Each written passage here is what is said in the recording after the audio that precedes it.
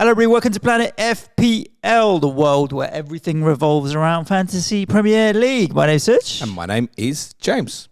I was almost going to say it's the penultimate show, but it's not because we've still got a second game week review on Thursday. Hold up. It's not like over and forever, that'll be mate. the penultimate show of the season. Sorry, asterisk, of the season. But primarily it feels that way, I guess, because for most people now, there's probably about 2 decisions left in FPL. You think people ain't taking -8s and Some shit on will, Sunday? but the majority of people will want to take one transfer. Who's your captain? Who's your transfer? Or 2 free transfers or whatever else. And we're absolutely now down to that last little bit where you want to squeeze the juice out of the orange, James. Out the orange? Well, squeeze the juice out of whichever fruit is your. Did you manage to squeeze out a green arrow so far this week, Suj, on Yes, your bench boost? I have so far. Really interesting weekend of results and scores. We talked on the differential show about how few clean sheets we'd predicted. There was only 3 in the end so far. That's more than I'd anticipated. I think for a lot of teams, it's that time of season where it's nice to see the title race go into the final weekend. No, it's fucking not. It's not, but it's nice to see it go into the final weekend. Same with relegation, right? You saying that it's relegation going into the final week? It's not, because the goal swing required for the goal difference is too big.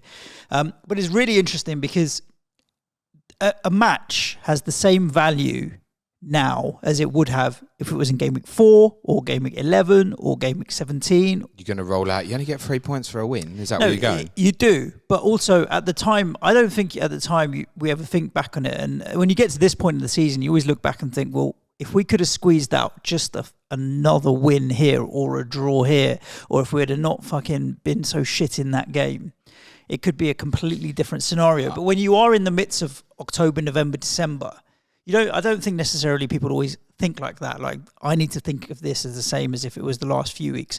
And the reverse is true, right? Like, look at Everton.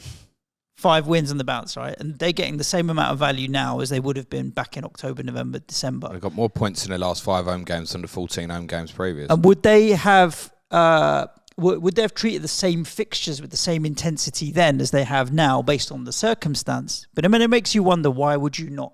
The XG heads will tell you that Everton were being unlucky. Crystal Palace as well. Like the last few weeks, you look back at it and you think, okay, they had a change of manager, so slightly different circumstance, where change of playing style and what have you. Where when you look at it this year, either whether it's good or bad, you look back and think, what if it had been a little bit earlier in the year? All 20 teams could do that, right?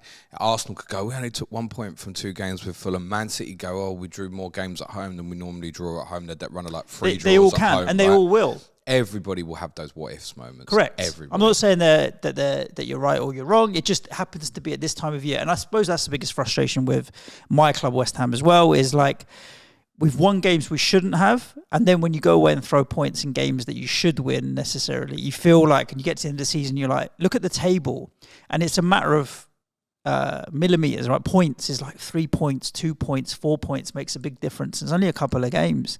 I think for me this season, we'll reflect on it more. I've been stubborn about players that are doing well, where I've thought it's a flash in the pan, where actually it's been consistent and gone on for a while. You mean like the Jesse Lingard moment? Well, even though it was obviously a couple of years ago. That was a while back. But I think, like, even this year, I was probably late to Ollie Watkins. I was off Saka for quite a long time. And we've seen it again this week, where a lot of people have gone with Gvardiol over Walker or another defender. And he's gone off big. And the stats were kind of showing that he was playing quite advanced and forward. But you don't expect... I mean, if you include Champions League, what's it, 5 goals in 7 for him now? Is that right? And defenders don't do that, right? I don't care. Maybe Leighton Baines, when he was taking penalties or something, might have scored 5 goals in 7. Even the likes of Trent or what have you. It's just a very freak set of circumstance. So I think I've missed quite a few players. On Bench Boost, I benched all my Spurs players, James. I mean, you're leaving your bench boost reliable on what Tottenham do. Is that what you're saying to me? I decided... obviously, I was going to play Edison over Vicario fine. with those fixtures. I was playing Walker I played Walker, Ben White and Cucurella over Porro and Dan Burn. Porro is the one that's a bit... would I have played Porro over Ben White? Yeah, I played a double. I think Ben White, I fancied for the clean sheet. I didn't fancy you for any defensive clean sheet. I think like if you'd have picked White over Van der Ven, okay. Possibly. Over Porro. Porro because he's on set pieces, maybe. Obviously, Bruno was a no-show for me. KDB was just the assist. He was good again. Yeah, he's been close, but not. I don't know. I mean, he could have easily had 3 or 4 assists in that game. Palmer, assist. Gordon, nothing. Hoyland, nothing. Jackson was just the 1 goal, wasn't it? And the yellow card as per usual. Yeah, the yellow card. I mean, you can all see that.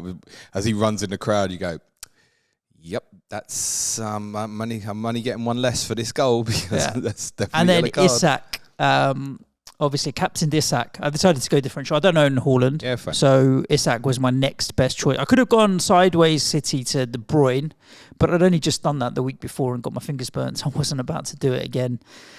Based on what we saw from Manchester United yesterday, I still think there's hope that Isak will do some damage. So who was your other Tottenham player on the bench? Sonny.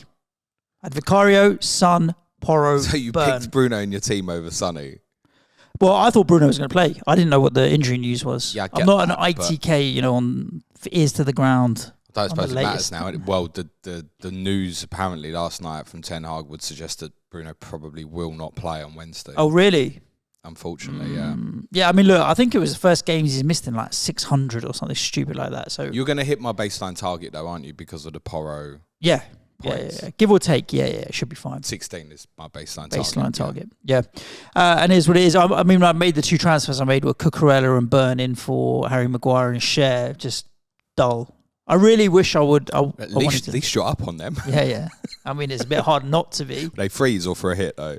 No, free. 2 frees. Yeah. So here we go. I've got 1 free getting into the final week. Who knows who I'll buy? I'm on points? 59 points at the moment with no hits. Is that all? Yeah. It's because Gordon, Isak, captain, Hoyland. A few people just shouted and went, how's he on a green? Yeah, I'm on a green because my rank is wank.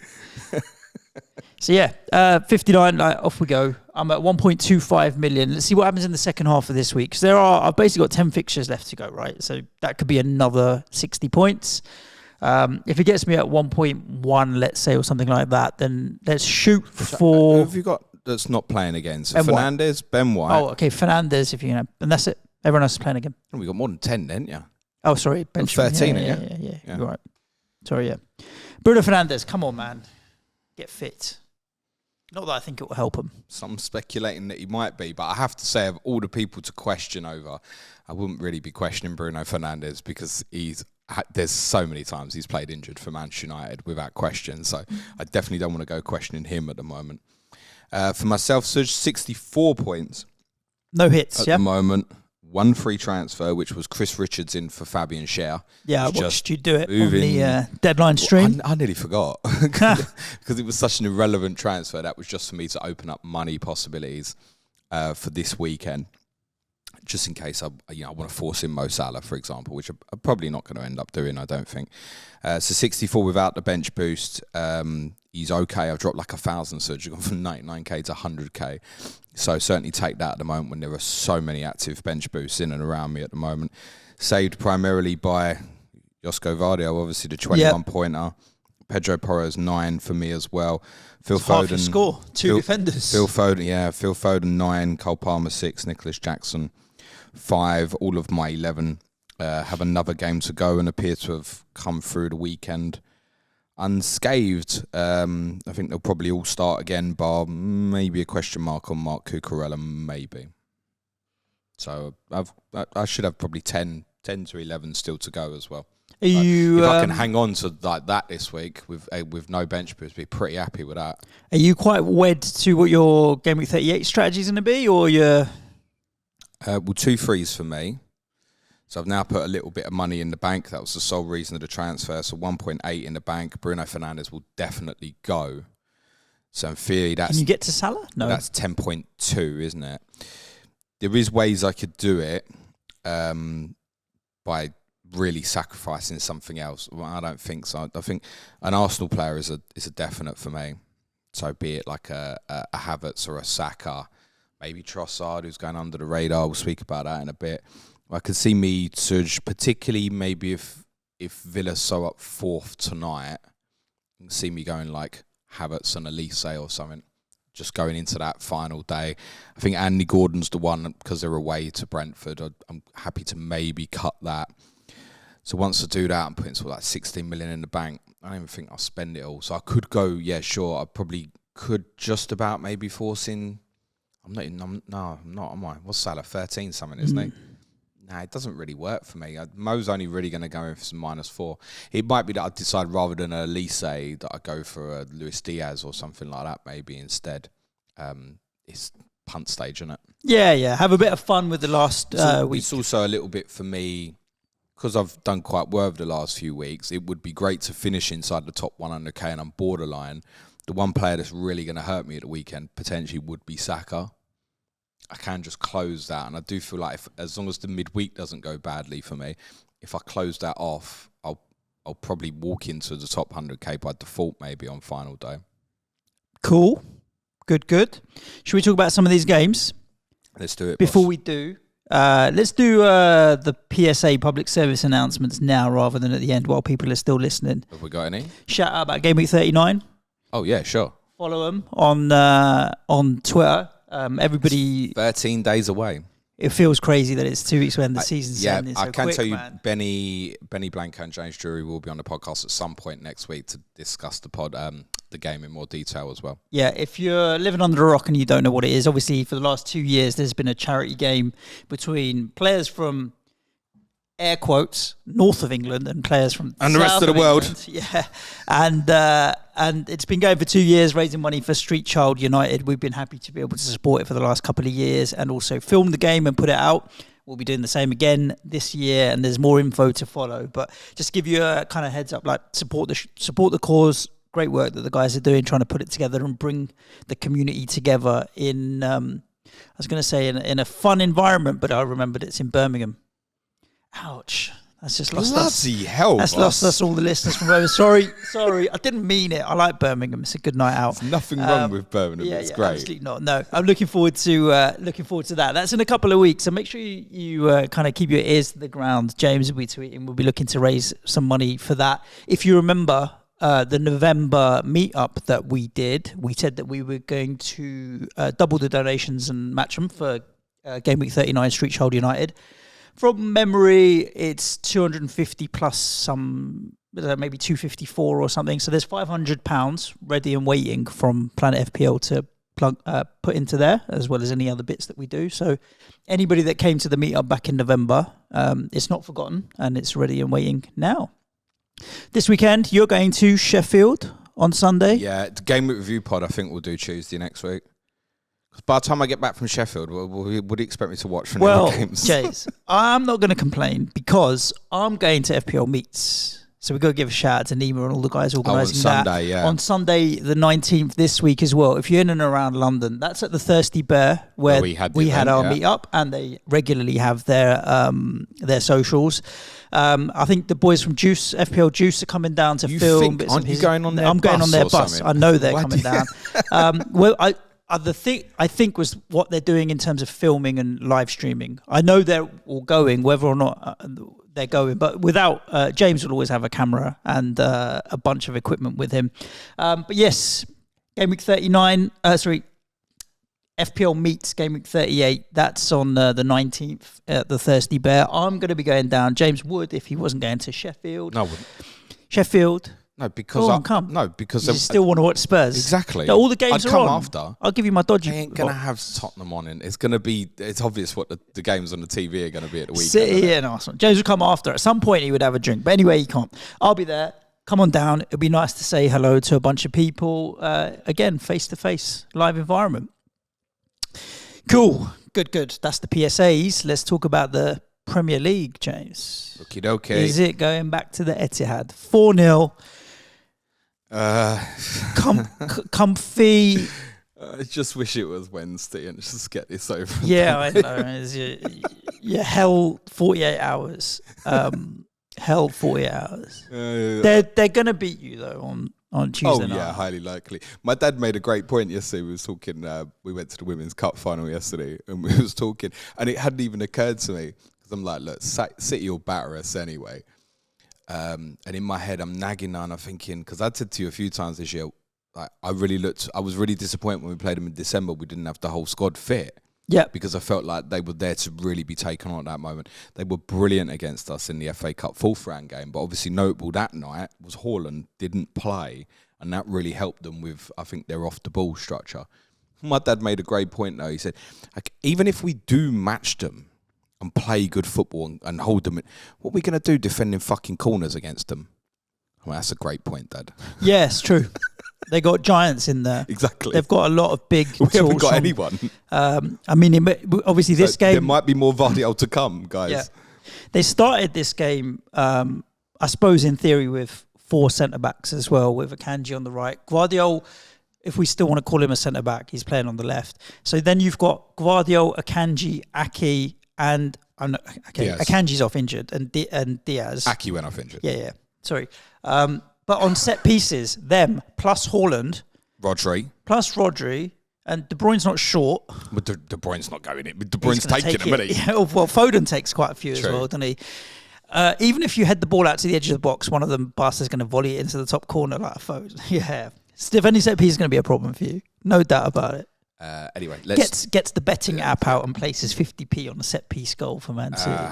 Lovely. Yeah, I'm just going to watch the game in silence, I think. I think most of your stadium will. I don't know. I think most of the stadium will be shouting goal when City score, actually.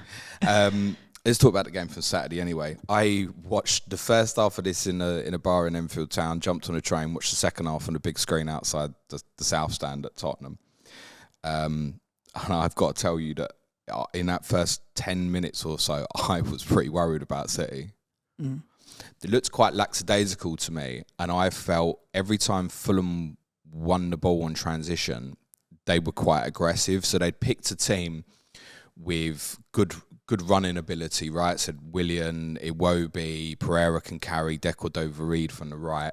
They'd set up where they were moving Decordova-Reid to right back off the ball, and it was funneling into like a 5-4-1, so they could move Iwobi from central areas to the right-hand side. But when they won it, and they was running at City, I was like, it's different, right? You know, for me, I'm not watching City because I'm obviously watching the game wanting City to win, right? And I'm thinking, this is no better than Tottenham. These lot are worrying me, right? Yeah. Then they scored with pretty much the first, not that Fulham were threatening, though. I mean, Fulham's XG at half-time remarkably somehow was 0.00. Wow. Despite the fact they'd felt like in the opening 20 minutes or so, they'd had some quite dangerous counter-attacking moments. You know, a few, I think Diaz got across to the near post to clear it for a corner, so they never actually got the shot away. But the way they played was better than the representation of that. Yep. Once Vardyol scored, obviously the game calmed. Then in the last 20 minutes of the first half, they'd settled and Fulham couldn't get out. And that's what changed. In the opening sort of quarter of the game, Fulham were able to get out and get at City. In the second quarter of the game, they couldn't. Then Fulham had decent moments at the start of the second half. There was the Muniz kind of flick between his legs, and then Foden obviously scores the second goal from there. Boom, game done. You know that. 2-0 against City, you're game over. 4-0 was pretty harsh in the end, but it became very routine. And you're watching the end of the game think they can go 5-6-0 if they really want to. They've ended up with 4. I think for those talking about goal difference, I think it's highly likely to be irrelevant. There is obviously the scenario that if the game is a draw tomorrow night, then what is it, 3? Is it 3 goals difference now? Yeah. I mean, that would be quite funny if Arsenal won 3-0 on Sunday and then Man City won like 7-0. But I think that's too much to make up on one game because Arsenal will know that City are going to go for goals as well, so they'll do the same. The goal difference is 3 goals now. Yeah. Who scored more? Is it City? Must be. By 2. Yeah. So by virtue of if they're going to catch up the goal difference, they're going to have scored. It's highly likely if they finish level, City would win it on goals scored. So it is factual 3 difference. Yeah. So if they beat you by 1 or 2, then it's only 1-2 goal difference. They could batter us. We're done now. We had our home send-off. Moyes, but I also think Arsenal could batter Everton as well. Could they, though? Under that How many clean sheets in a row for Everton now? Yeah, but Everton away from home, it's not the same. And they've also got nothing to play for. Historically, they've got an awful record at Arsenal. I think their last 2 visits to Emirates, I want to say they've lost 5-1 and 4-0 maybe. So, for me, it's more around who is more likely to down tools and capitulate. And unfortunately, I believe it's West Ham. If you're comparing West Ham Everton like that, yes. West Ham, who's more likely to down tools and let a 1-0 slip to a 5-0? But and we've seen Arsenal would have a 3-goal advantage. Yeah, true. Well, so the 3-goal advantage is, I suppose, yeah. Because this is all dependent on if Arsenal was to win 3-0, City have got to win 6. Yeah, but it's not beyond them. That bad sometimes. I think a lot of the time with Arsenal, and you've seen it again yesterday, once they get in front, the game state changes things for them. If their game state is we've got to keep scoring goals, I think they just keep going. Yeah. So I think they, if it went to that, I think Arsenal will win it. Anyway, in terms of City assets for the weekend, most of you are probably on free, and I'm going to guess not too many of you are going to sell what you've got unless you are an Nathan Ake owner. Yep. Who we don't know the prognosis yet, but there's every chance you're probably just looking to move that to Vardiol. Those who've gone Edison over Vardiol have had a really, really rough swing there. You know my opinions, I'm sure you all do, about having Edison as an owner. I think the lesson for this for future would be, with City, chase the players with the upside. And I spoke in detail again after City beat Brighton that the Cole Walker thing, and at least those owners got their clean sheet this week, which is lucky because obviously he was a substitute. That the Walker thing at Brighton was a one-off, and it was Vardiol would have the ceiling to go off. Admittedly, I said I wanted to get someone in for the 15-pointer against Wolves. I benched a 15-pointer against Forest, did get a return against Wolves. The haul has come here against Fulham. City looked like a team that's going to be champions on Saturday if we're analysing that in all seriousness. For Fulham, it's Luton final day. There is a Luton aren't down, right? So, are Luton going to go for goals and leave themselves open and wide open and quite vulnerable? Yeah, they might do. So if you are in a position where perhaps you haven't bench boosted this week and still got Munez, that's fine for the weekend. I don't think that's a priority move. Agreed. Bournemouth 1, Brentford 2. So this game looks like it should have finished 0-0, and then obviously didn't because of the late goals. Visser's come on and got a goal and assist to go with Bumo's goal and assist, which is possibly Brentford putting their hands up again and saying, yeah, we can live without Ivan Toney. Well, he did play 90 minutes, though. He has done for a couple now. And didn't return. But he hasn't returned since God knows when, Suj. I'm just looking back. Is it 25, his last goal? His XG in his last 3 games, so 0.21 at the weekend, 0.07 in the 0-0 draw with Fulham, 0.52 against Everton. One big chance the second half at Everton. That was it. But prior to that... What's his last goal? Liverpool game with 25? His last goal was Liverpool in whatever game, 25. Yeah.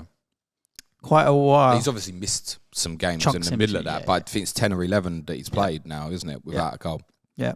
So, I don't mind the likes of Bumo for a punt for Gameweek 38 against Newcastle, particularly if there's a set of results that would mean that Newcastle were definitively sixth, but I think that's pretty unlikely. I think that probably needs Newcastle to win Wednesday and Chelsea to lose. I think Newcastle's goal difference is much better than Chelsea's, isn't it? Yep.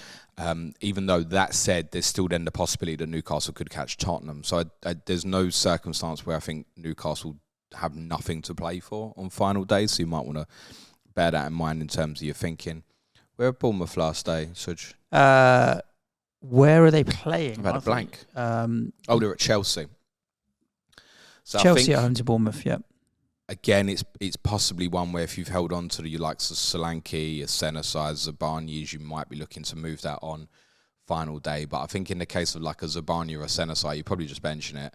Solanke, do you move that on final day to something that might have a higher ceiling that could Chelsea's still letting goals in. Even though they're scoring goals, they're still letting them in. But I think with Solanke, you're looking at the consistency of the returns. Do you look at him final day at Chelsea and think, he's going to haul? Probably not. So it's the sort of one. Goal. Yeah, I think it's the sort of one you think I'll look at something that could go a bit higher and a bit bigger on final day, for example. So I think that possibly gets moved on. So Brentford's maybe though. against Newcastle. It's the sort of one might open up and might have a few goals. I think Bruno would be the one to target if people do.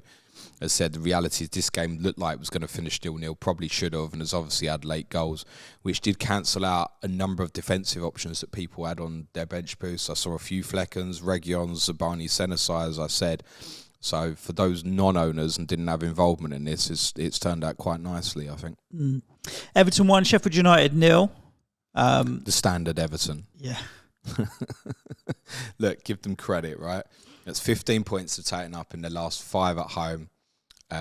With clean sheets in all of them. They'd taken 13 points in their 14 home games before that. So they'd be 11th without the points deductions. Yes, I think that's right. Yeah, with and that's on goal difference. They could be 10th. It's Brighton that are ahead of them on goal difference. Well, they won't be getting their top half finish at Arsenal at the weekend. That's they won't win at Arsenal. They'll definitely get beat at Arsenal. That'd be clear as to me. I don't see that. I think you could write a narrative at the moment that says, "Oh, Everton will be an awkward opponent for Arsenal." Like, I really don't see that. No. I think Evertonians would agree with that, but then also Evertonians were probably telling you 6 weeks ago that they'd get relegated, and they finished absolutely miles clear, right? Mm-hmm. So I think it's going to be an important summer for Everton because, as you'd said, the words are that they're going to have to sell some players, but how many of them are actually worth in terms of interest for people? Yep. Branthwaite, Pickford. When you know Onana, a club's in selling mentality, you end up trying to lowball them a little bit. So I don't know if they've got to sell before that June deadline as well. That'll, as was the case with, say, Richarlison a couple of years ago. I don't know if there's one or two teams might try and put a squeeze on that. And the only benefit of that is if players go early, you've got more time to think about what you're doing in terms of replacements and stuff. But they can't afford to replace them, James. They will unfortunately have another difficult season next year because of that. Yep. But they'll go into it with a bit more confidence, I think, from this season. Say like Palace bought like an Adam Wharton, right? Like a good player from the Championship. Everton can't really afford to do that sort of deal, I don't think, really. And you could look at it and go, oh, this is an investment. You know, if we buy a player for 15, 20 million, he does really well, then we sell for 50 in a couple of years or something. I don't know if Everton can do that sort of business this summer. I don't know. And that's the sort of business they should now be doing. I don't know if they can. I mean, it's down to, we'll end up being a money in football around Everton as the saga continues, particularly when we get confirmation that the 777 capital is completely collapsed. Well, apparently they're filing for bankruptcy is the latest word. We've been talking about this for 2 months now. Where even if they had the money, whether or not Mashiri would agree to spend it in the summer is going to be tricky for Everton. Just because he needs that money to pay like wages and stadium development costs and all of that kind of stuff. So yeah, I'm pleased for Everton fans that they've got themselves out of this. This seemed fairly routine, probably a bit more comfortable than the 1-0. The goal was quite laughable in terms of Sheffield United's defending from that, and I guess that's what people are thinking about in terms of Sheffield United this week is more in relation to the Tottenham assets, isn't it? Yep. And what Tottenham might do against them on Sunday. I would imagine that we'll go up there and win fairly routinely, but if there's any team that can up, that's my team probably. Let's talk about Newcastle 1, Brighton 1. From an FPL point of view, it ends up that the only people that did anything out of this game were those that gambled on Veltman because they didn't have anything else. I mean, his name did get mentioned in your streams and a few other content creators. I was saying Julio. But it was very much like, if you're really, really struggling. Yeah, Gusto's there and you've already got anything you want. And I suppose everybody that I saw content from, and even on Twitter, were struggling to find defenders that they liked and wanted to buy. The goal hasn't come from him pushing up from right back. No. It's come from a set piece. He expects it more to be Julio Webster or Lewis Dunk, obviously. And I suppose Newcastle is the biggest disappointment. Those that gambled early on Wilson must be sick. Oh, man. Must be sick. I'm telling you, I don't think Wilson's going to be there next season. I said it on the Juice when we were there, and I know there were a few people that jumped on and talking about the fact that Eddie Howe said that he wants him there next season and what have you. I think Callum Wilson's Newcastle career is done. I just don't think you can get enough games out of him. He's the wrong side of 32 now. They'll be able to pick up money for him from someone that gets promoted, like 15 million or 10 to 15 million. Does Callum Wilson want to go and play for Leicester or something? Who else is going to go and play for now with his injury record? He probably stays there, Suj. Yeah, I think they'll want to offload him though. I think they'll actively push to offload him. The thing is, if you have a forward like that, it's really unfortunate. But you need another good forward, which Newcastle do obviously have. But what I mean is, if you had, let's say, Everton gambled on him, right? They could say, all right, so we'll have Wilson and Calvert-Lewin as our 2 forwards next year. Right, well, at any fucking week, you might have neither one. of them. Well, neither, you're right, actually, so, to be fair, yeah. So you don't want to do that, do you? So No. I'm not sure how much interest there would be, which is a shame, right? Because he's proven himself to be a great goal scorer. We spoke on Clash of Correspondents last week and said, look, there's rumours going around of a potential hamstring injury. Then after we'd recorded that, it looked like he'd posted himself. He was in training. It does sound like he might have missed out at the weekend through illness. So it might be that you get the minutes at Manchester United on Wednesday. Which arguably is the better fixture of the two, maybe, depending on your viewpoint anyway. Well, I'm still clinging on to the fact that it's still Man United to come for my 3 Newcastle assets that have all blanked for me so far, as many will be. So the only thing is, like, the one that would have hurt me most this week was a Newcastle clean sheet, and it might still, right? Because that's the one of the high ownership I now haven't got. So it was that Arsenal and Everton. The Arsenal-Everton bits have gone. I've kind of navigated it despite them both keeping clean sheets. It's a Newcastle clean sheets, the one that's probably going to hurt me the most Wednesday night if it comes. Otherwise, most people are on Isak. It's kind of irrelevant. A lot of people on Gordon. It's not huge gains in that. And actually, that Newcastle defensive ownership in the sort of the top 100k is pretty high. It's sort of 80%-ish or so. Wilson's not the only one people have gambled on. Trips. Yep. Nick Pope. I didn't see anyone go to Nick Trips Pope. came off the bench, right? So he maybe will be ready for. I didn't think United. I didn't think either Trippier or Pope would start, and the main reason I felt that was because of Brighton. It's just a really, really awkward game to bring someone back into when they've missed a couple of months of fitness, because you've got to work really hard off of the ball. There's a lot. They can have vulnerability moments, but you've really got to prepare properly to play against them. And I didn't think it was a suitable game for them to bring in. But I do understand there was a fair number of people who particularly went Trippier thinking, I know I'm getting probably sort of 110 over the double. So I think Trips probably plays on Wednesday, having now made a substitute appearance. So you might be in on Wednesday. There could be something there from that. In terms of who misses out from Livramento and Hall under that circumstance, good luck. No idea. And there is a chance Pope will go in goal as well. I told the missus to sell Dubravka. So I'm mighty relieved that they didn't keep a clean sheet. Yeah, she won't have noticed or said anything. That's Andy. I said, I don't think he's going to play both, babe. But I don't know what shit goalkeeper she bought. I don't suppose it was Edison was the only double who returned, isn't it? So I don't suppose she's got Vardio either. I still imagine Newcastle will go to Manchester United and win on Wednesday, as long as the pitch isn't waterlogged. We'll talk about that in a bit. For Brighton, we've seen improvements in these two, right? Defensively as well. It sounds like that was probably a fair result at the weekend. And Newcastle struggled to create clear openings despite having decent moments in the game. They didn't overly force Verbruggen into a number of saves or anything. So there's been improvements in Brighton across 2 difficult games, right, against Villa and Newcastle. And as said previously, they'll be up for Chelsea Wednesday. There's a bit of needle in that fixture now. So I wouldn't be surprised if Brighton got signed on Wednesday. Yep, I agree. How would you feel if I told you that Dubravka outscored the goalkeeper that Mrs. L bought? So who did she go for? This is the guessing game now, kids. It's quiz time. Did she go Vic? Did she go for Vic? No, but Dubravka scored 3 points. Did she go for Petrovic? She went for Petrovic, who so far only has the 1 point, James. Oh, dear. So you're 2 points down. Chelsea don't keep a clean sheet on Thursday.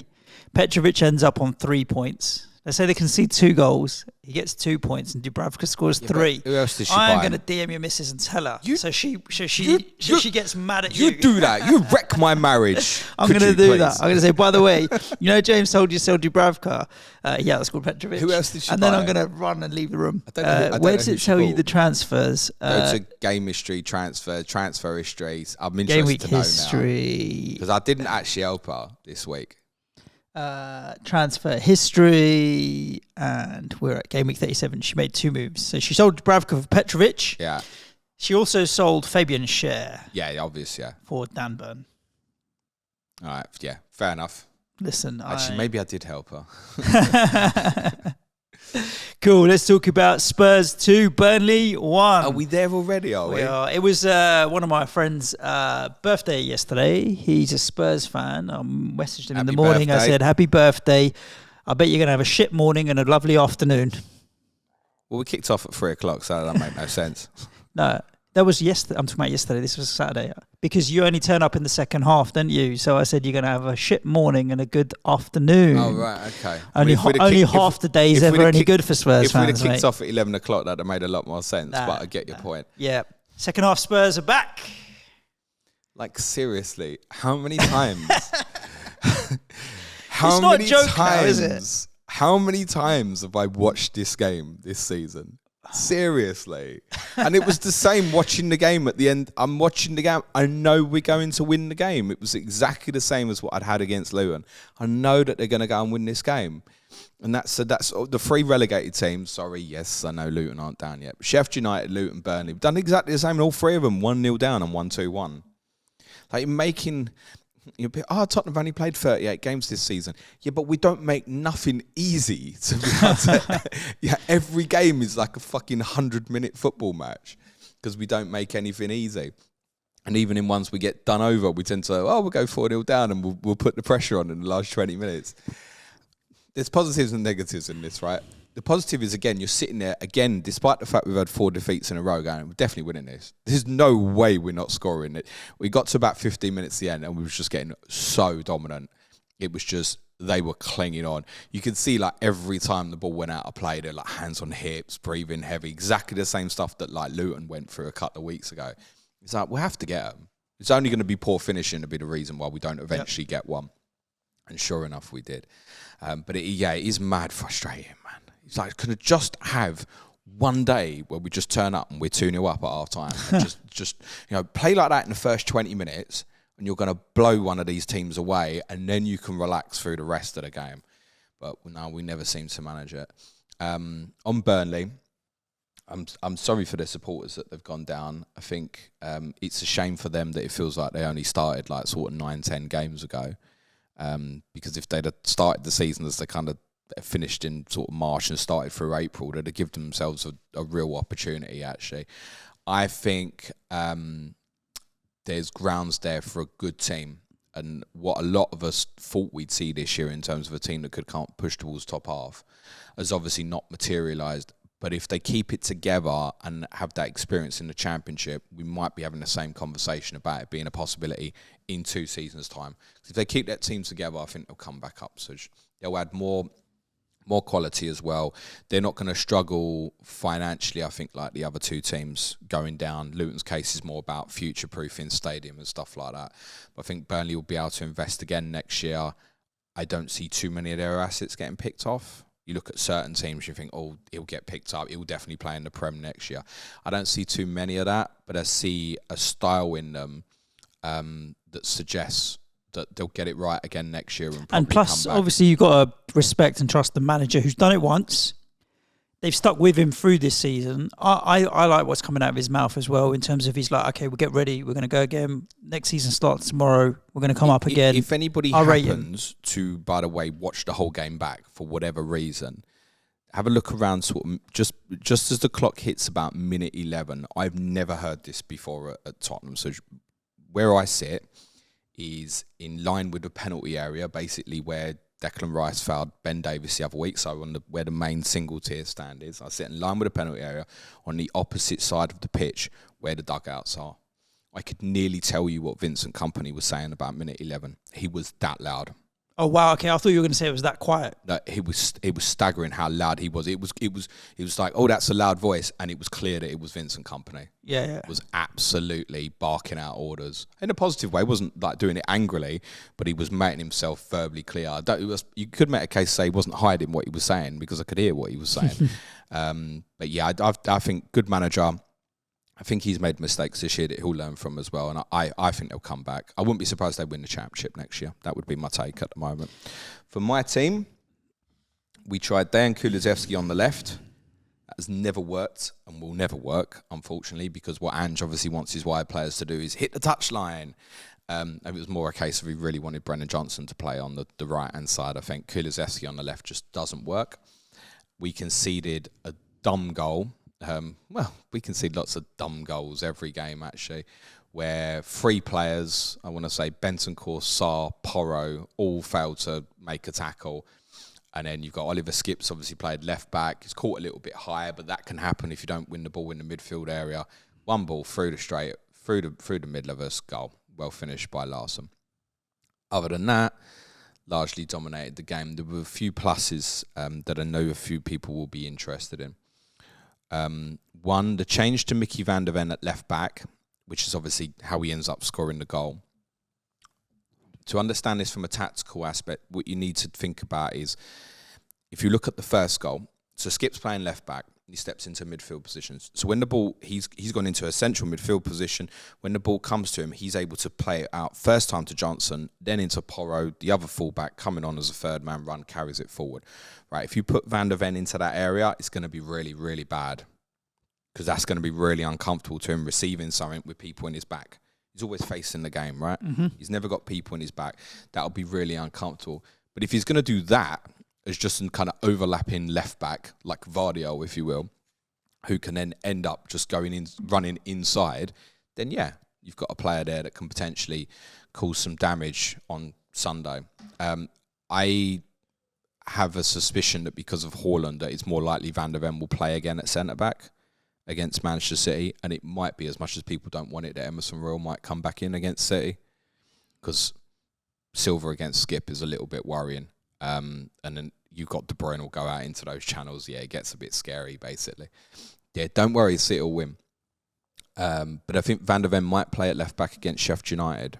That could be quite interesting. We'll talk about it more on Thursday. There'll be people out there still own James Maddison. I've got some good news for you. He was really good in the second half. His best 45 minutes for Tottenham probably since October. He had a moment where he went through one-on-one, he faced his man up and he beat him, and he got the shot away, and Muric was falling. Muric made the save, and actually Maddison should have squared it. But I don't know, it was like a moment, it was like, okay, yeah, I can do this. Yep. Like, just, I don't know. I can play football. Something from, yeah, there's no doubting that he's a good footballer.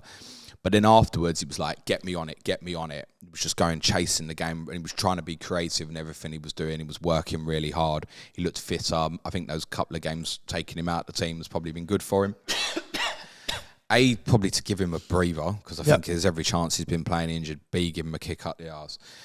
The other thing to reflect on this, though, is the opponent was one of the weakest teams in the league, right? So space was easier for him than it would be against the majority of teams.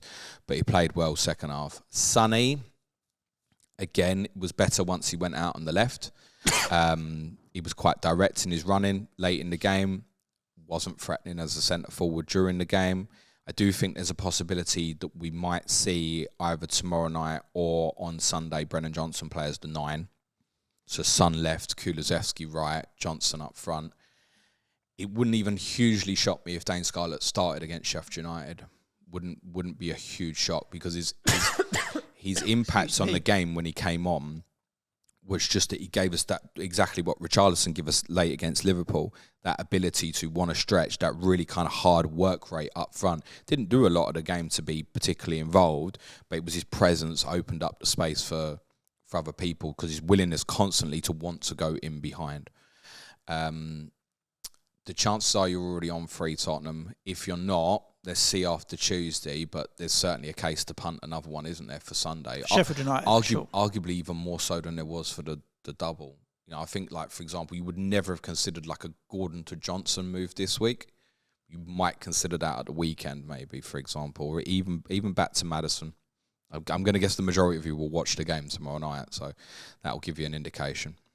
Segue, James. Talking of 19-year-old strikers, West Ham 3, Luton 1. I don't even know if Dane Scarlett is 19, but he's a teenager, isn't he? Is George Murphy a striker? I don't know. Don't think he is, mate. Well, he came on and scored, so there we go. That'll do nicely. This. If you're talking about games that you've seen before numerous times, here's another one that I've seen numerous times before. All the way up till half time, despite being apathetic and rubbish in the first half, like just non-threatening, impotent, just going through the motions, I didn't actually doubt that we would win the game, because similar to the Wolves game a few weeks ago, we had more firepower. When push comes to shove, we just had more firepower in the second half. Obviously, we racked up a massive XG in the second half. 5 big chances in the second half as well. Overall, we had an XG of 3.17. 2.68 of it came in the second half. And then you go on and score 3 goals like that, and their heads did drop, and then you're done for. But yeah, it was very much go through the motions in the first half, go in at half time. I'm sure Moyes has been like, what the fuck are you lot doing? This is my last home game. This is your last home game. Go out and put on a performance. Turn up the heat, and then you can get through teams like this. And it's just frustrating again, because it's like, why can't you play like this all the time? Why can't you just play like this all the time? Which is never that simple, more than 20 minutes in a football game. Why can't you play like this all the time? And obviously, it was nice to see George Murphy come on and score, because I don't know if many people will even noticed from, was it a few weeks ago when he came on and made his debut? Got concussed, didn't he? A head injury, had to go off to hospital. Everyone's like, okay, like Premier League debut as a teenager, what you don't want is to get smacked in the head and have to go to hospital. Which luckily he came out fine, did his concussion protocols, was able to come off the bench here and scored. And so, that's your, as 19-year-old boyhood club, to come on in Premier League, score a goal. I mean, I don't know if there can be much more that a lot of kids would wish for, really. So nice to see him after that head injury definitely come on. And what were you wishing for when you were a 19-year-old? No, you were a young kid to be able to get on at 19. Kids are too young to know about that kind of stuff, James. So yeah, I think shame for Luton. They've done well this season. They've put in a good shift. I think a lot of people kind of picked him up as I'd like to see him stay up kind of attitude. And again, like Burnley, I think the know-how and streetwiseness within that squad can only stand them in good stead for next season. I think there's probably more of them that will get picked up than more like. I mean, they've got a few that are on loan right there that will have to go back to parent clubs. For example, who's the defender they got from City? Adebayo might get interest. For example, Dan Ashby spoke to us on COTC last week about every chance. Obviously, Ross Barkley will probably go. Doughty will definitely get interest. I'm not sure, actually. You don't think so?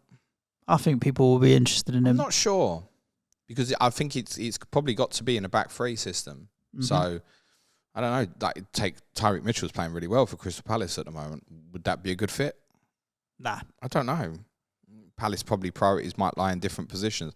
Doughty can play both sides, which is a beneficiary as well. But, yeah, it probably doesn't fit into most teams' setups. I don't see him being strong enough as a left-back in the majority of back fours in the Premier League, personally. A team that can be really offensive, yeah, sure. But, again, stylistically, it's very different, right? Yep. I mean, he himself has probably put in more crosses this season than a number of Premier League teams, I'm going to guess. I don't know the statistics, but we've called him the cross spammer pretty much the majority of the season. He'll lose a few players. The reality is, unfortunately, just not been good enough. They got harmed badly because when they were in a really good moment where they beat Brighton 4-0, then they drew 4-4 at Newcastle, there was a lot of anticipation before they played Manchester United. Then Adebayo got injured in the warm-up, and then it just seemed to spiral from there. And obviously the quality of what they had to bring into the team was nowhere near Premier League level, and that's harmed them. But reality is, in most other seasons, they'd be finishing bottom. Yep. That's the truth. Combined, Luton, Burnley and Sheffield United have less points than Aston Villa. Yep. They have 66 points. So if you combined all three of them, they're not even finishing top four. I think the lowest total for 3 teams getting relegated is in the 80s, I think. So, even if all 3 of them win on the final day, they're still going to be... not even going to get close. Still comfortably going to be the worst trio of Premier League teams as a combination together. And they've not been good enough. And I wouldn't be surprised if they get beat by Fulham at the weekend. If they go there with the attitude of, we got to win 4-5-0 and stuff like that. Like, it's not going to happen. Unfortunately, they will go down. Yeah, agreed. I don't think anyone's left with any West Ham ownership, are they? No. Maybe Bowen. And if you do own Bowen, I mean, to be fair, even the Chelsea game... Then he would work twice again. Yeah, and 3 times in the Chelsea game, twice again, and other chances that were close and near misses. Yeah, very unlucky with Jared. He's in 12.3% of he's teams. Goal imminent, is he? Jared Bowen away to Manchester City because he's about about to play Manchester City, James. So, and we know that. I don't think it's going to be that. If you did go for Bowen or Kudos or did gamble something like that, they're going to be top of your shop to look at moving on this week. Let's be honest. Yep, agreed. What's this, by the way? Areola, his missus pissed off. Oh, I haven't heard that. Yeah, we'll look into it before. What do I need to do for that? OK or Hello Magazine, or where am I going to read that kind of news? Try Google, mate. Okay, it sounds like gossip. On Insta, she posted that she wasn't happy that he didn't win Hammer of the Year. Oh, is it? Yeah. Okay, fair play. She's proper raging about it. She? And Areola liked the message as well. Really? So he's raging about it as well. Who won your Hammer of the Year? Bowen. Okay. I mean, to be fair, Bowen, it's close because I think Areola's very much up there. He kept us in so many games at the start of the season. I think Alvarez as well had a very good season. Kudus as well for debut season. But, and I know that the list is not illustrious, James, but he scored the most Premier League goals in a season for a West Ham player. So you kind of almost, by default, Bowen's going to win it because no other West Ham player in how many years has the Premier League been going? So I think ultimately it was fine to give it to Bowen. Areola's not, as much as he's kept us in games, we still lost a lot of games because we've conceded too many goals. So you have conceded way too many goals. He's also got the best save percentage in the league. Yeah, he's had a great season. There's no doubt about it. But I think ultimately, if a player comes in and scores that many goals, Bowen's going to take the title. And if you are an Areola owner, you're probably benching that this week, I should imagine. 22% still own, but I think, yeah, bench him. A lot of that be dead as well. Yeah, agreed. All right, let's talk about Wolves 1, Crystal Palace 3. On the score sheet for Crystal Palace, Eze, Mateta, Elise. Like, I think with our mindset, you start looking at, all right, 2024, 2025, who's had a good end to the season that might carry through to next season that we might be looking at from a fantasy point of view, these guys, if they're still at Crystal Palace and stay in and around similar prices. They're going to go up a little bit, but you absolutely know what this is, right? Opening day next season, Ipswich at home. Triple up on the Palace. Triple up on Palace. Yeah. Get beat 1-0. Look, the thing is, right, they're talented players, though. This is not like people outperforming their ability. Elise and Eze could go into European challenging teams. Eze and Elise could play for City and Arsenal. Yeah, I wouldn't play for anyone in this want to be so bold in saying that because it's a very high standard. By the way, before Arsenal fans come for me and their star boy and stuff, I'm not saying like Elise would get picked over Saka. I'm just saying those players are good enough to play for these teams. Look at Trossard, right? When he was at Brighton, would you have said he's good enough for Arsenal or not? And he has proved that he can. And Elise could do a similar job like that. You're getting maybe 50% of minutes and chipping in. But yeah, I think all eyes are going to be on Crystal Palace for next season. It's a shame for them because it does almost feel inevitable that one of these big name players is going to go, and it might not be Eze or Elise, by the way. It might be Mark Gay, for example, who didn't play at the weekend. Yep. It does feel an inevitability that one of them at least is going to move on, and of course, because they're doing so well, they're all getting talked about for moves at this stage. There's noise this morning about Elise might be in the France squad, for example. Yes, he's not English, before anybody asks, because we've got enough right wingers anyway. But they're suitable for anybody, I think. Elise and Eze. I mean, yeah, get them down my place. Like everybody would want these guys. We'd all have them, mate. Elise's, I think I don't know the exact stat, so forgive me, I might be misquoting this. But I'm sure I saw goals and assists is the best in the league per minute over, except for like your minors who've played like 1 or 2 games or something like that. Anyone who's played like a decent chunk of games. Yeah, I think Elise, he's over like a goal or assist per game, isn't he? Or per 90. Staggering. I'd love, if we took all the money that we got for Paqueta, 80 million or whatever, and just said Palace have it for Eze, I'd be all over that. Well, Elise is going to be really popular this week. And like I said, I think even especially if Villa get the job done for 4th tonight, then with Villa having nothing to play for at the weekend, they look a tired team at the moment, Villa. They might not tonight, in fairness, but if they do again, then there'll be people wanting to target that just because the Elise data stuff's really good. I remember when Mark Southerns, who's on tomorrow's Clash of Correspondence, and Roy McLaughlin Dad did Forest v Palace just after the international break, and we was looking ahead towards game week 34 then, and Mark was really keen on Elise because Mark will know all the underlying numbers and stuff like that, and the only thing that was off-putting in terms of the build-up to it, unless she was free hitting, was like, is he going to be fit by the time it comes round and stuff, because that's got a higher ceiling really than Eze, I think, from a fantasy perspective. Eze is a wonderful player as well. Mateta, get this for a mad stat.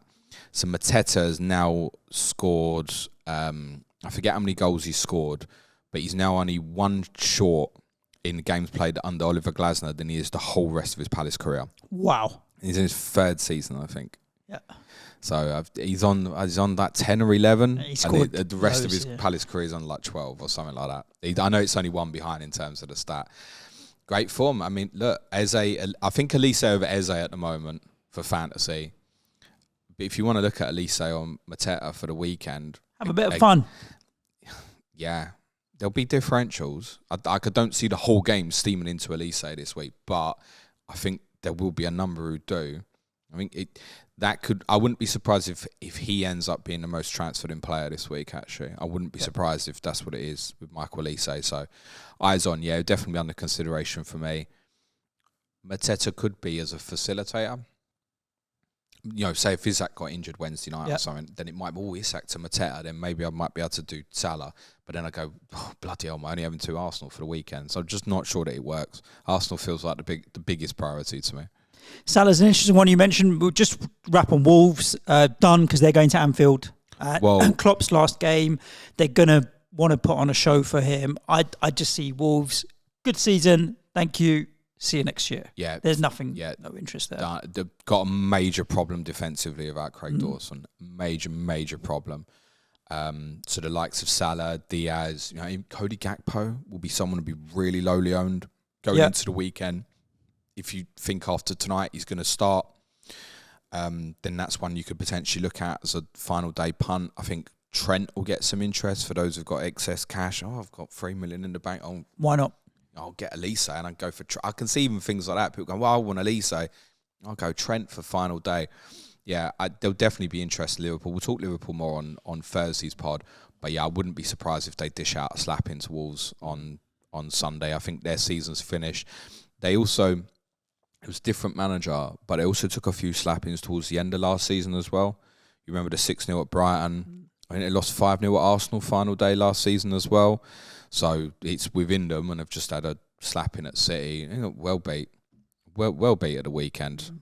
Dawson's a funny one because even when he signed for West Ham, it was a bit of an underwhelming signing. But then when he got into the team, his importance was really key because of his leadership and communication and organisation. That's what they're missing. And he's had the same impact at Wolves, where you're like, Craig Dawson. Like it really is not a signing that fills you with. I want to say he's 35 now, maybe. But he's been really effective for both clubs in what he's been able to do. I think, which also makes him not old enough technically to be Dane Scarlett's father, because Dane Scarlett is 20. Suj. Is he? Yeah. There we go. That's a priority position for Wolves, legally, by the way. Suj. Yes, legally. Fuck me, that's right, put me off. It's a priority position for them to sort out. Well, the thing is, they could possibly lose the likes of Kilman as well in the summer, because people, I think, will be looking around, depending on what price he we went into this season with big concerns about them, a lot of us. I actually predicted them to go down, right? They've had a really good season. Manager's been exceptional.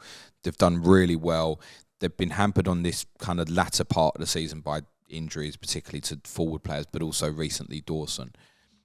If they don't fix that centre-back problem, they will concede a shitload of goals next season. And I think they might get pulled back into trouble. Because you look at the teams around them, like the Bournemouths and Palaces and stuff. And they're all kicking on. Yeah. They're all kicking on. And it will be difficult, despite what Wolves have done this year, it will be difficult for them to, I think, match this season next season. Cool. Let's talk about Forest 2, Chelsea 3. This was a really good game. I feel like at points, multiple points, Forest would have felt like we've taken it into our own hands and got ourselves safe. And by the same time, and they probably take heart from the result, knowing that it's now goal difference, is going to keep them up regardless. You ain't getting a 12-goal swing. No there, way.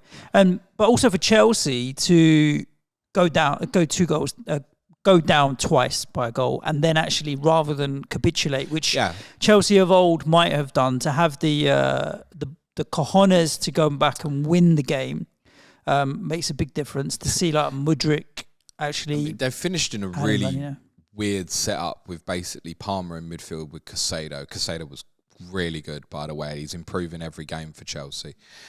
Sterling on the left, like Gusto ahead of Reece James on the right. And Kunku up top with Jackson. They finished like in a really weird shape. It was a strange game because the Hudson-Odoi goal you could feel happening. I tweeted about it at the time. You could feel like that moment was coming. Chelsea kept showing him inside and eventually found the right effort. And at that point, watching it, I thought Forest will win. Yeah, it just felt like the kind of culmination of the happy day. You stayed up. You're doing it in a bit of style, kind of, cherry on the cake, if you will, and stuff. And then Sterling scores this brilliant goal, pretty much straight away out of nothing. And then the third goal is, that cross from Reece James that's why people keep wanting to go there when he's available, because the quality is unquestionable. I think the goalkeeper is a little bit questionable on that, but let's remember he's better than the other 2 clowns Forest have. But it's a super cross. To do that cross on the run, I can't tell you how difficult that is. And he's put it on a plate. Even Jackson can't miss. Yep. Darwin Núñez would have scored. You couldn't miss. You couldn't miss. I wouldn't go that far. In fact, Jackson had so long to think about it, he thought, wow, might as well jump in the crowd and make sure I get my 10th yellow card. I saw a few people cheekily saying Jackson's suspended for the second game, and a few people proper got baited by that. Come on, kids. So, really enjoyable game. Pluses and negatives, I think, for Chelsea. I wouldn't be surprised if this Cucurella experiment changes. So it's worked really well. It didn't work so well at the weekend, I didn't think, because I think ultimately now people have clocked on to what's happening with Cucurella moving into midfield. The reality is he's not good enough to be a central midfield player. He's done well, actually, and I know he got a lot of criticism at Chelsea last year. He's done quite well, I think, when he's played this season, if you remove the price tag and all that sort of thing. But ultimately, he's not good enough to be just sitting there in a central midfield area, in my opinion. And teams have seen it coming now and have got ready for it. So I wouldn't be surprised if now the way they've come back into that game, if it changes. Certainly the likes of Gusto and Reece James are going to be pushing for minutes now on Wednesday, aren't they? To facilitate that, you need to alter your thinking a little bit. So that might change. That's why I probably for me now, so me going into this weekend, there's obviously no way I'm benching Gabriel. There's no way I'm benching Vardiol. There's no way I'm playing a back 4. So it's Porro or Cucurella. So I think I'm going with Pedro. I would go Pedro. Would be my take at the moment. At least Pedro's definitely going to play. Do I fancy us for a clean sheet against anyone? No, kids. No. But Sheffield United is most likely. And there's more Hall potential. I'd rather chase that, yeah. Yeah. With Forest, we always talk about last of the season, there's one game that could go off. Burnley Forest? Could do. Forest have a good attacking threat. Burnley will want to play football last game at Turf Moor for the season. Maybe that could be a 3-3 or something like that. I'm recording with Jack and Mark tonight. That'll be out for you tomorrow. See what they think. I'm really interested because I know Mark said on Black Box recently, and it caught Az by surprise. He said that Nuno wouldn't be there next year. So I'm really interested to get an understanding of that. Many of you watched the game as well might have noticed Forest fans singing "Stand Up for the City Ground." There's a lot of noise and concern about and potential looking to relocate and stuff. I think it's a bit of brinksmanship, but I'm interested to get Mark's opinion on that as well. And if Jack holds the confidence I do that Burnley will learn from this and probably come back next year. Cool. Last but not least, let's wrap up with the game yesterday. Hudson-Odoi would probably be the one I'm going to guess if you were going to punt something final day. Cool. Let's talk about the game yesterday. I don't know if Arsenal were nervous, but maybe a little bit. Did you watch the whole game? No, I watched the first 60 minutes, I would say. Okay, that's good, because I only watched the second 45. So you tell me about the first 60. I just feel like they're always in control, and they knew they were the better team, but they didn't create a huge amount necessarily. I didn't feel like this was... I think if you get to the end of the game, I probably feel like 1-0 was a fair result rather than it being a 3 or 4-0 where Arsenal dominated but didn't actually just manage to get the ball in the back of the net. United started well for about the first 20 minutes. I'm not sure how much of the expectation on United, though, was so low because of the team they put out and the performances that we've had. I saw the United team at Wembley. I pissed myself laughing. If they did anything other than get battered, we thought they've done quite well here. I do feel like the bar was lowered so much, but there were a few occasions. I think Odegaard, there was one body swerve where he sent Amrabat fucking. Oh, I've seen it. Yeah. In the second half. Yeah, and you're just like, okay, yeah, class levels there. And I also think if Arsenal needed to get 2 or 3, they probably could have, but just kind of coasted through, really, knowing that they were the better team with more firepower. But again, obviously, City against Fulham was going to be a tricky game, and there was going to be nerves and pressure riding on that game right now, right? There's inevitably going to be, you get to this time of the season, any slip-ups bad, but they don't look nervous or hesitant Arsenal. or panicky. No, City overall. Oh, but City have done it so many times. Whereas Arsenal, right now, it's like... I don't know if they have the same level of composure and experience right when it comes to it. I'd say where I think better than last season, though. I think they have developed from last season, and then next season will be better again. But I just didn't feel like this was them going into the game with absolute swagger of doesn't matter what's going to happen. We're coming away from here with 3 points. I'm trying to come to terms with shit for tomorrow night, right? It's all that's on my mind. But one of the things I'm trying to come to terms with in my head is what I see with my eyes, and it's that if Arsenal win this league, they'll deserve it. That's not to say City don't deserve it if they do win it, right? I'm just saying that if it does end up being Arsenal, I don't think you could look at it and go, they've been lucky or what. You'd have to go fair game, right? If City fuck it up tomorrow, you'd have to go fair game. Also, I think if Arsenal don't win it this year, I really, really think they'll win it next year. And I know because you're going against City, you don't know if that opportunity is going to come again, right? Like Arsenal fans, I think now will if City win at Tottenham tomorrow night, and the chances are that they will, Arsenal fans are going to probably feel quite demoralised, I think, going through the week because they're going to know that City will beat you. It's true, right? Yeah. You can't see West Ham doing anything on Sunday, right? No. My team, despite all the joking and off the field stuff and all that, is capable of doing some damage tomorrow night if they get it right on the night. If City wins tomorrow night, it's probably done, isn't it? Yep. And so Arsenal fans will be going through that same thing, I think, during this week, and almost an understanding what Liverpool fans went through. It's like, surely this team's going to drop some points at some stage. And they just don't. No. They just don't. That City never had the day that Arsenal had against Villa. But I think the difference between Arsenal this season and last season is a couple of clear things.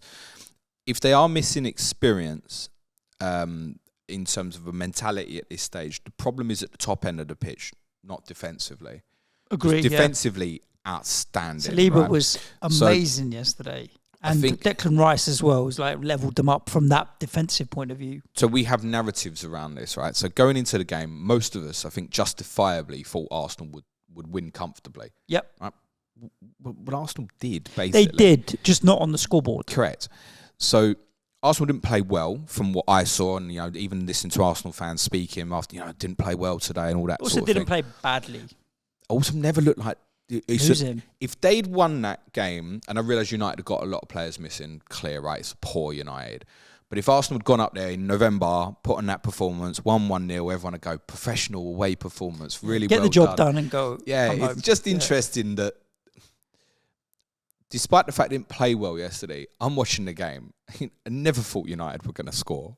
No way. I was watching it just in pain. I can see Arsenal not at it today, but this team looks least likely than anybody to be able to try and take advantage of it. I don't know if conditions played a part as well. What would have been the best result is if the game had been a 7:00 kickoff, because it might not have happened. Do you actually seen the state of what happened? It's a mess. It's a mess. The game wouldn't have been, honestly, the game wouldn't have been able to happen. I was sitting... and it did come down unbelievably. But genuinely, from a safety perspective, you could not have played a football match under that circumstance. I was I did some gardening earlier in the day. Weather was lovely down here in London, right? Nice sunny day. And then I had a bit of admin to do. I logged on to Ryanair's website. I had a flight to book. And it came up on their website. It said, like... Going classy as ever, yeah. Mate, listen, cheap as chips. Do Ryanair have first class? Nah. Not that I know of. I think you pay for like priority or whatever. Fuck all that. But they had a banner on their website which said UK airports, severe disruption, electrical storms expected surprised. or whatever. And that's today's.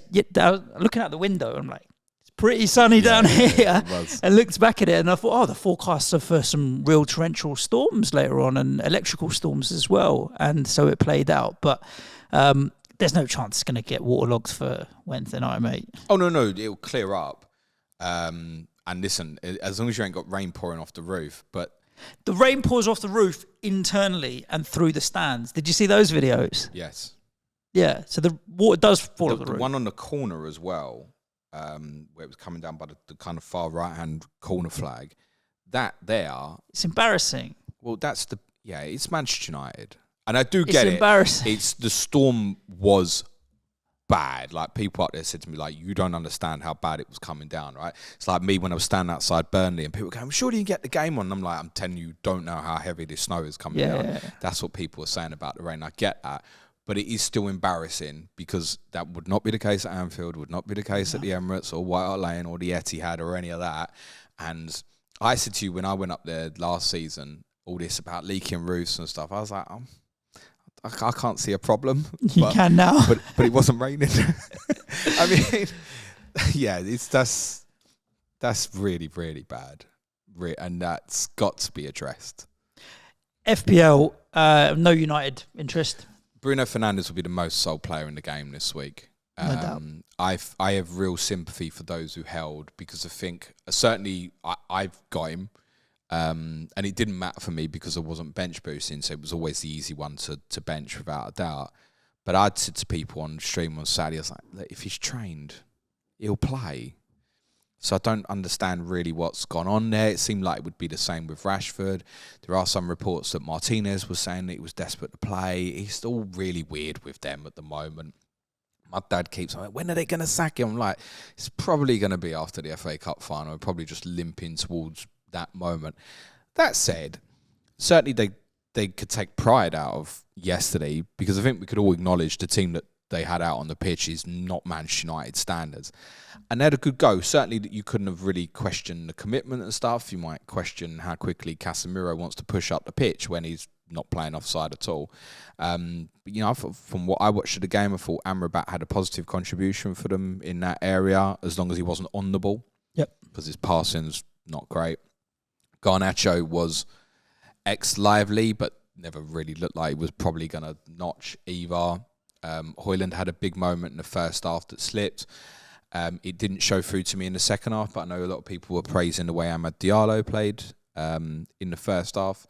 So there's definitely some positives that Manchester United can take from it. I still think they'll probably get well beat by a Newcastle team that's really good on transition. And even Brighton's going to be a difficult game last of the season. They'll get beat at Brighton as well. They'll get slaughtered in the cup final, and then they'll put him out of his misery. What's your thoughts on Arsenal assets then? That Saka obviously, as always, limped off.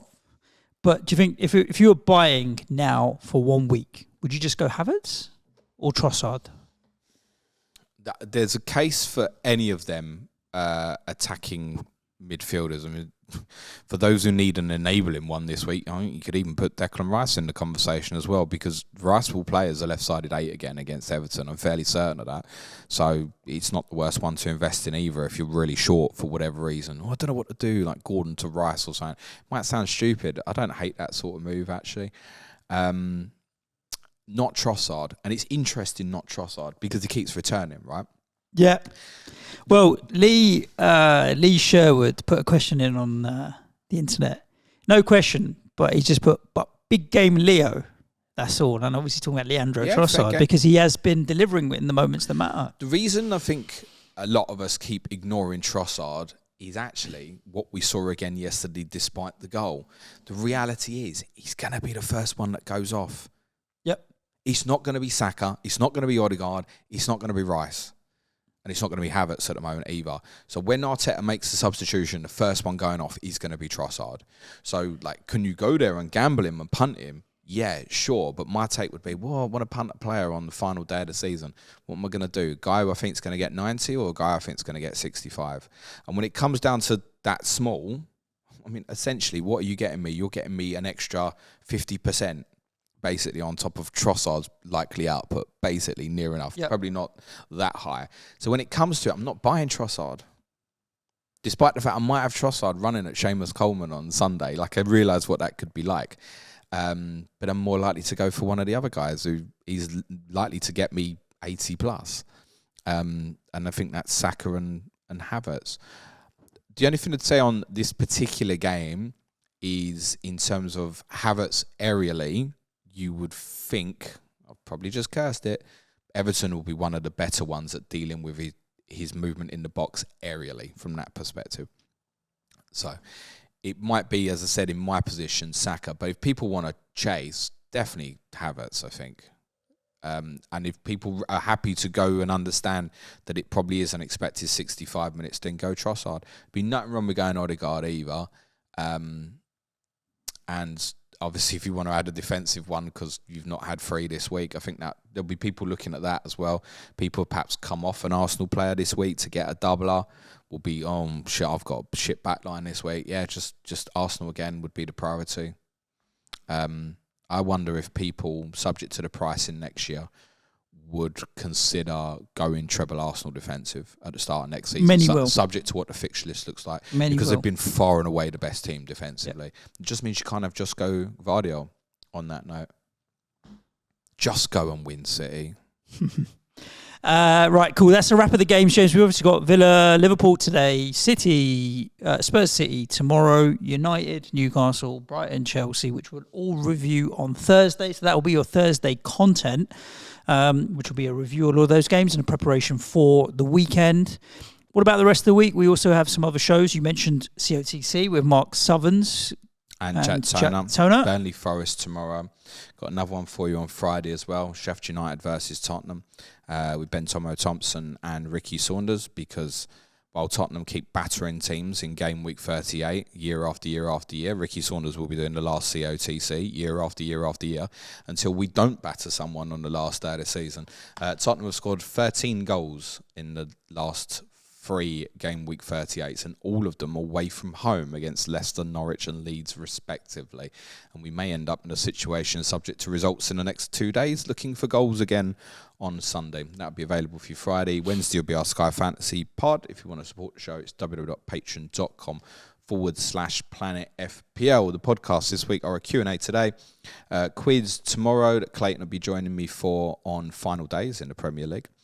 Wednesday will be Tottenham. We'll be reflecting on that it's going to be weird tomorrow night.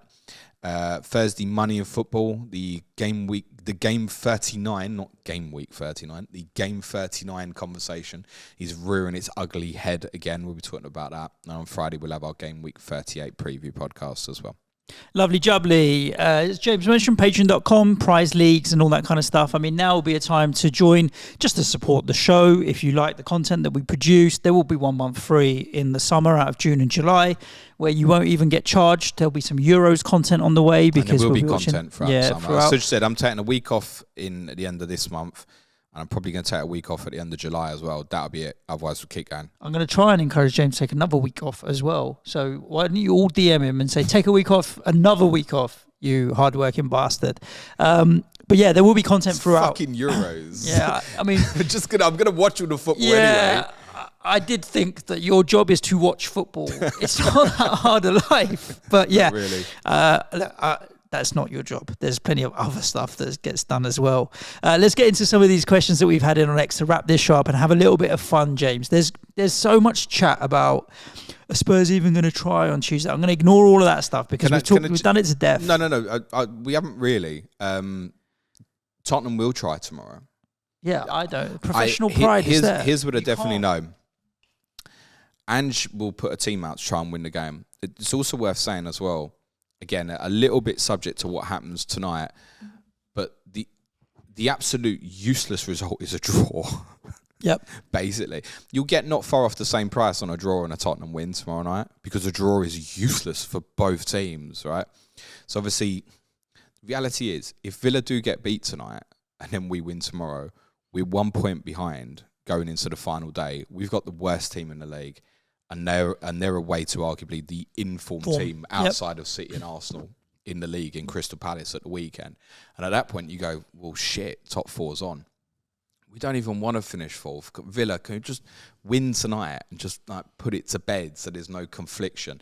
But there will be tomorrow night, because the reality is there is a prize. If Villa, you can't fuck it up against Liverpool, but if Villa don't get a result tonight that's positive, then it's on the table, isn't it? Yep. It really is on the table, because the win at Palace on Sunday is suddenly going to be tough.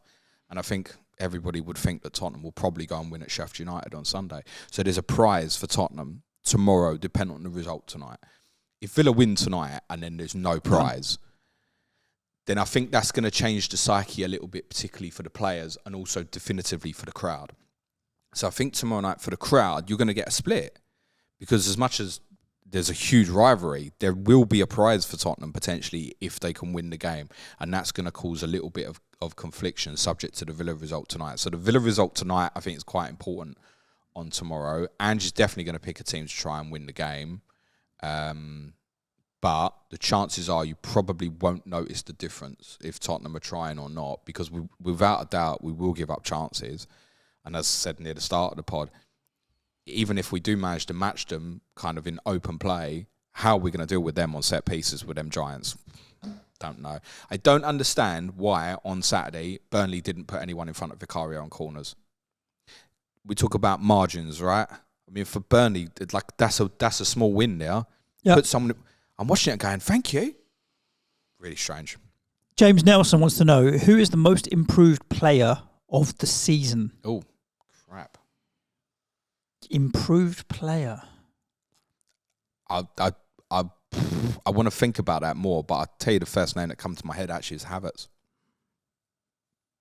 Yeah, I'm going to go with that. I think I agree. And I'm quite glad he's done well as well. Still a young player with so much potential. He's only still 24, right? Just think in terms of how we think about a player from now to this time last year. People were laughing at Arsenal for buying him for 60 million. Yeah, so that's got to be a contender, isn't it? 100%. I think it's 20 attacking returns this year, almost. There's probably better answers than that. But that's the first one, just reactionary, that came to my mind. The next one from James Nelson as well. I haven't cheated. I've got the list in front of me of all the FPL players in order of points scored. And he says, who is the worst player who has got the most FPL points? Son. I was going to say Son. Because I don't know how he's the fifth highest scoring player in the game and has got more than 200 points again. He's on 204 points. He's a brilliant goal scorer. And I'm not digging Sonny out again, by the way. But I look at everybody else in this list, right? If I said to you, right, start of next season in the Spurs squad, you can only have one of these two players, right? Cole Palmer or Son? I don't even need to answer that. Saka or Son? I don't need to answer that. Okay. I'm going to keep going down this list until you just find a player that you'd rather have Son ahead of. And we're talking game week 1 next season. Yeah. Go on Start next season. Watkins? No. Foden? No. Salah? He might go. No. Haaland? No. Bowen? That depends on fixtures a little bit. Ben White? Yeah, I mean, still the offensive guy, yes. No, I mean, not in your FPL team. I mean, in your Spurs squad. Actually, at Tottenham. Oh. This is the worst player with the most points. I don't think we've got time, Suj. Yeah. This is what I'm saying. Like, if I look at the list, he stands out as by the way, Ange made it very clear that Son will be staying at Tottenham. Yeah. But also, like, I don't want to dig him out because he's got 204 points. Although, if he doesn't sign a new contract, that circumstance may well change. 204 points is no joke. There's only 5 players in the game that score more than 200 points. And that's great. Incredible. His availability has obviously been really good this year, although he's obviously missed the Asia Cup and stuff. So that's helpful. Silver lining. What's your best goal of the season? There can only be one. Garnacho. It's got to be. By miles. Got to be. Like, by miles. Just everything to do with that goal is hard to. I think that's near enough the best goal in the history of the competition. So it would be up there. I mean, everybody has different favourites and likes different styles of goals and that kind of thing, but just to be backtracking and to do that, it's got to be Garnacho. And which celebration do you like most, and from which player? To tell you at the weekend, so good. Obviously, Tottenham did their lap of honour on the lap of honour. Excuse me. What do they call it? The walk appreciation. Lap of appreciation. James. Lap of honour for winning. Fuck all again. Lap of appreciation. James Maddison's kid completely stole the show. Okay. Doing arrows like with his dad. Oh, okay. Brilliant. Nice. So I'm going to say James Maddison because it's my team. I quite like Solanke's shooting maybe one. because I want to buy him as well. So Okay, I'm thinking I can get used to that. I'm going to go with one of our players as well, and a goal scorer from the weekend with a the left foot strike. What a goal that was from Suchek, actually. You don't expect that from him. He hit that proper. That's the second time he had the great goal at Everton, didn't he? Yeah. But with his left as well. No, I didn't know he had that. Just that was one of those hit and hope, and it just comes off comes off 1 in 1,000. His goal celebration is the helicopter. Oh, the spinny roundy round. I don't understand that. It's like a 4-year-old goal celebration. Why do you want to do like 12 kilometres and then make yourself dizzy midway just through? Doing spinny rounds. I look at it, I'm like, if a 4-year-old or 5-year-old at the under 5s game did that as a goal celebration, I'd be like, all right, fine, cool, I get it. I don't get why it's his goal celebration, just the helicopter as he calls it. But to be honest, he hasn't been helicoptering enough this season. So come on, son, sort yourself out for next year. There's other good goal celebrations, but I like the ones that, not like, I don't know, the Robbie Keane like machine gun or whatever. I nearly got thrown out of the club for doing that once. Yeah, or True Kuda story. sits on the thing now. That's his thing, and whoever comes and they take the picture and whatever. I don't know. There's plenty that have got their trademark celebration. I like the random ones. I think I'm gonna. Antonio needs to up his game. He went for a good run and then he just dried up. He don't want to do it no more, does he? He's too scared. He's too scared that he's going to do a celebration and VAR's going to call it out. He said that. That's a fair point as well. That's what he said. Sad, that, isn't it? Cool. Right. That's the questions that we've had in. Anything else? No, don't think so. Make sure wherever you're listening to the podcast, you hit the subscribe button or the notification bell or the like button or all those other buttons that are there. If you're on YouTube, jump in the comments. Why don't you let us know who your best goal celebration for this season was? And we'll be back at you on Thursday together reviewing the final 4 games of Game Week 37. Stay safe. Look after yourselves. Ciao for now. Thanks, everyone. Play it your way. Be nice to each other. Cue music, please. Man child.